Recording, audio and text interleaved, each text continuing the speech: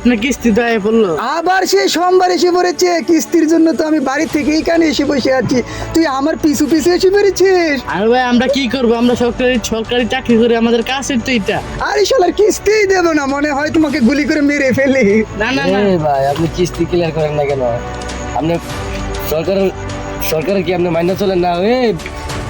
একটা মাসে 60টা সপ্তাহ দিয়ে একটা মাস হয়, আপনি সপ্তাহে বকে বিললে আপনি কিস্তি তুলছেন, কিস্তি না চালে তাহলে তো আপনি ইয়ে করেন কেন? এই মিয়া ফাজলামি করেন না। ওই কিস্তির যন্ত্রণা আর থাকা যাবে না রে, আর কিস্তি আপনি বুঝছেন নি আপনার দুনিয়ার আজকে কিস্তি দেবো না, আজকে বুলেট দেবো তোকে।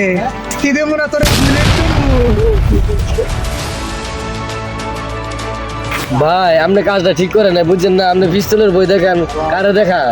আই কিস্তি ওলা রে, কিস্তি আরে এই সরকারি লোকের আপনি কিস্তির বই দেখান? হ্যাঁ, আমরা তো সরকারি ডিপার্টমেন্টে কাজ করি, আমরা কি চাকরি করি না? আপনি কারে মরণের বই দেখান? এই